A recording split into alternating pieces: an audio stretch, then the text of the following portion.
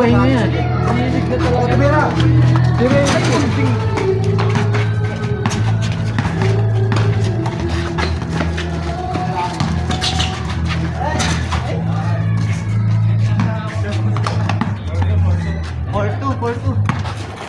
Dalawan naman nila.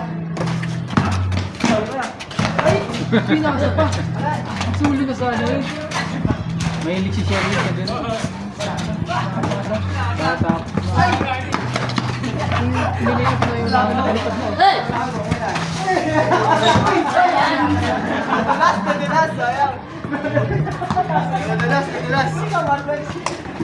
Bakante, oh. Wala nila. Nadulas.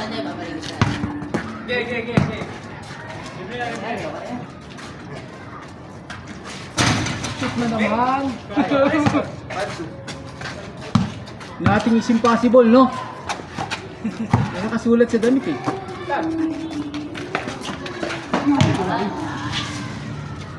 Nakahinga na. Batay. Okay.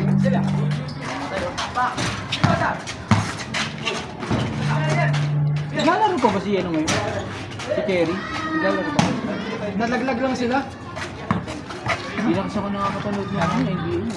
Napanood ko lang kanina. Ay, yung Knicks. Yung Knicks at saka Sport. Panalo sana yung Spurs. Oo. Nakauma na eh. Nasyot eh. Una, dahil 2-2 yun. Alam ko Dapat din. Kasi na-follow up. yung follow-up, maling-mali yung ginawa niya. Ako, tinakbo ko na lang yun eh. Tinakbuhan niya, pero niliyap ko kasi niya. Kala yata niya, walang nakasunod. Oo. Okay, tinakbo ko yun. Paikot ako. Ilang seconds na lang. Oo. Niyakap ko na lang yung bola nun. Papauling ka na nun eh. Makaka-free throw pa sana siya. Oo. Na-shoot mo yung dalawa, yung tatlo. Siyempre, ang NBA, pag 3 points lang, alanganin ka dyan eh. Oh. At least, kahit pa paano, lamang pa sila doon, di ba? Makakami pa sila. Posible naman pati mapapasok yun pag segundo na lang nagmantuman. Oo. Eh, mas putakan niya sa 3 points, di ba? Konting dikit lang. Free throw yun, tatlo. Buti sana kung si Kaka Wala nang gana si ano, no? Si Wendy, no? Tama na nagugumat kasi wala naman yung kampi niya. Wala nang gana si Wendy, bati. Pagkakataon sana nila magkaring. Doon pa sila sa home court nila nangyari. Sana pinanalo lang muna nila yung kahit maging 3-2. Tapos balik ulit sa Knicks. Panghuli sa kanila eh.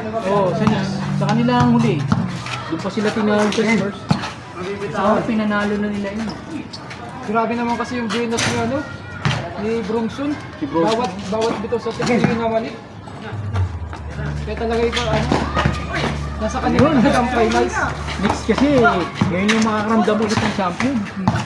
Kaya gigil na gigil sila doon. Pero kung nakapasok pa yan, oh, yung Thunder, hihirapin yung Wala akong tanda yun. Hindi magiging ganun yun. Ayan, shot! Kita ng referee eh, kaya walang nangyari kaya no. Okay. Karate. Report. Pero kung tutusin, merong backcourt dun eh. Yung sa ano, sa Knicks. Kung nakita mo yun, yung huling tira niya na ano, backcourt yun yun. Oo, backcourt dapat yun eh. Wala, hindi tinawagan eh. Ewan ko kung anong rules ng NBA ngayon. Kasi binalik niya yung bola, panoorin mo yung replay ng 3-1. Sino may dalang bola? Kalimutan ko na eh. Lima. Yung basta yung nandun sa part na huli na nung tinakbo yung tinakbo tapos nakuha nila yung bola. Bumalik siya ulit eh. Bumalik siya dun sa kabila. Pagka dribble niya, bumalik siya ulit. Tapos balik siya ulit. Oo, binalik siya ulit. Hindi tinawagan foul. Tapos pati ano kahit Foul ang tawag dun eh. ano na pati, ang daming kamay, ang daming na yung kamay pa, tinatamaan na wala pa rin foul. Oo. Ewan ko kung ano yun, kung nauna yung foul o nauna yung backcourt niya. Tapos pagpasa niya sa kakampi niya, saka doon lang nag-foul. Ulit. 8-5. Right?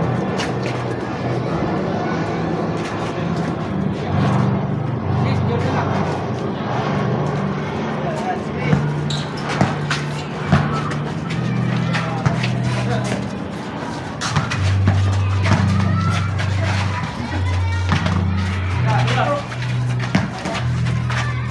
Patay.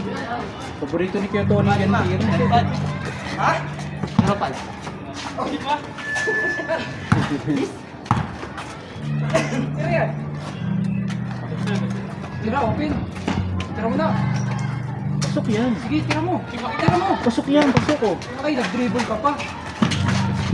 Sayang. Ay.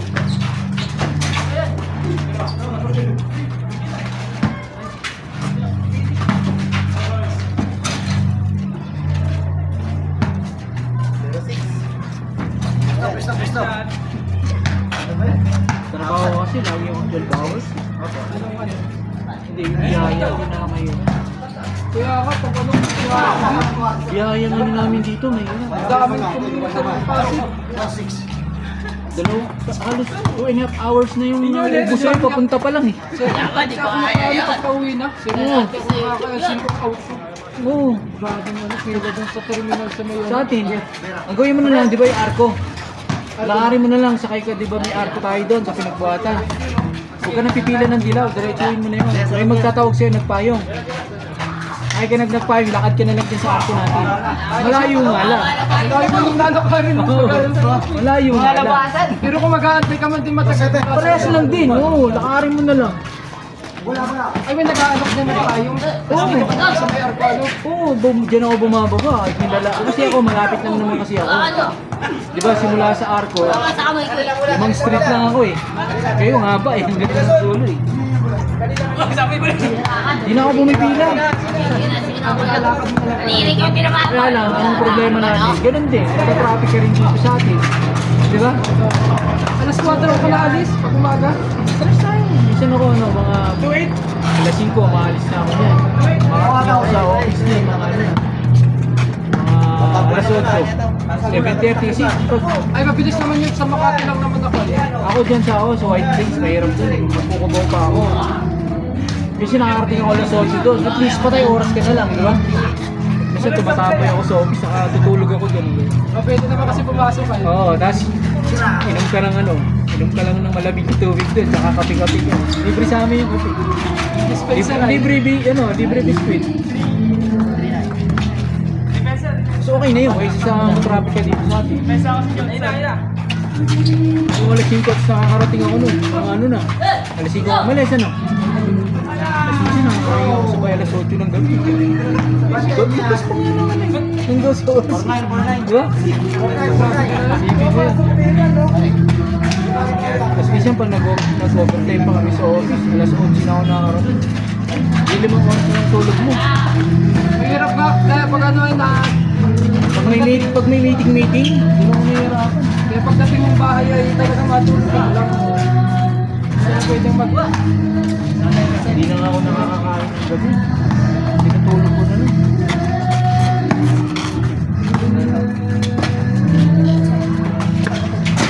Ay, lumabat!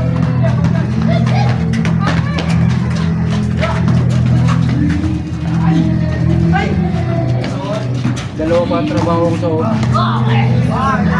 Logistic sa office, tapos minsan kapag yung hindi available si sir, ako maghahatid ng anak niya sa office ako tsaka sa ano, sa bata. Saglit lang naman yung bata, 2 oras. Yun yung pahinga ko, yung tambay. Ayun yung ano, kasama din sa oras mo. Oo. Ano ba tayo may ka? Oo, 2 oras yung tatambay lang. Tapos pag uwi niya, punta na sa office. Yun yung binigay sa akin trabaho doon. Sa office naman, pagdating na sa office mo, ano na lang binibigay sa akin. Ay, mga courier yun sa inyo. Courier? Wala. Ako siya, baka may sales kami. Kasi yan, ano ko, sa office support. Nakano ko sa minsan sa delivery ng ano, pyesa. Kukuha ng pyesa. Pick up delivery, pick up yung mga ano kasi kami, mga supplies kami. Machinery and equipment. Minsan sasama ako sa site. Sama ko po. Sama ko mga engineer. Sama ko.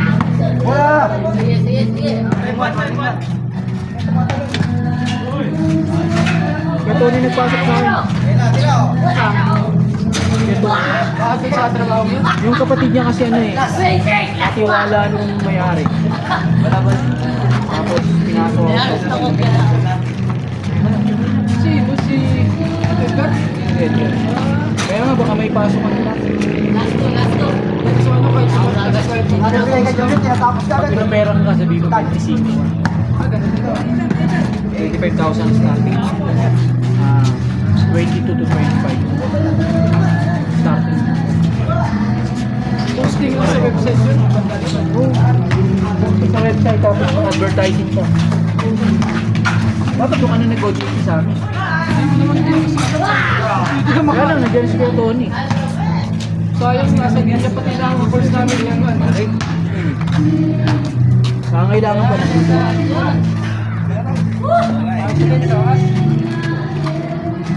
Ayos ah. Nakalita mo? Oo, 5. Masip lahat. Iwanak pa. 5. Ayun pa, para makaan ko sila. Ayun naman. Ayun ako.